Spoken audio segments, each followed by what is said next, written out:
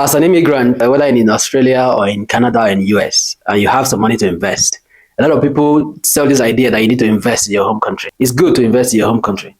However, in order to secure your financial situation first, my advice is to invest in a place where you live. Let's say, for instance, you're an immigrant from Nigeria. Your savings in the last 2-3 years, and you have a pot of cash, 25, 30,000 pounds to invest.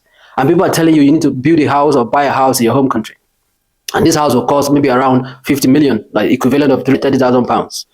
But instead of doing that, my advice is to buy a property in the UK. I will tell you the advantages. You can buy a 3-bed house somewhere in the northeast of England or in the northwest. A 3-bed house for 110,000, 120,000 pounds. And for that, you will need about 30,000 pounds deposit.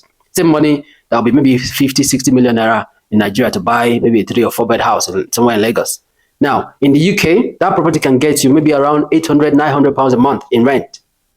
800 pounds every month in rent. So by the time you remove your mortgage payment and remove your taxes and everything like that, you'll be left with about 500 pounds, more or less, 500 pounds every month.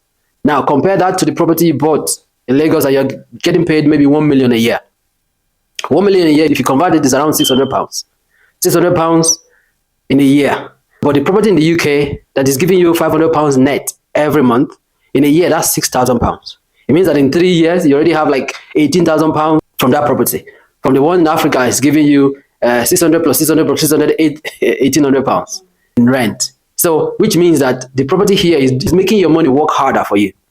And over time, you can save that money and use to buy another property. The money you're making from that property at home, before you can save enough to buy another property, will take another maybe 75 years before you can do it again. So, your money is more valuable. It will work harder for you in a country like UK where you're domiciled. And that's point number one. Number two is that money you make overseas is unlikely that you will benefit from that money again. To convert that money back into pounds and use it here is very unlikely. Most of the time, that money is locked away to solve home problems. But the money you're making here, you can actually use it to benefit your lifestyle. You can use it to do other investment because it's not a cash flow, it's your money working for you. So that's additional benefit of having a property here and growing here first, and then later on maybe you can then use the profit or the grandchildren of your money to do something there. Then the third point that I would like to mention is that the property you build or buy here in the West or in the UK, for instance, over time they appreciate in value, and this capital appreciation builds equity in the house. And over time, it is possible for you to go back to the bank and say, this equity that has been saved in this house, I want it. For instance, there's a general knowledge that between 10 and 12 years, property prices double in value.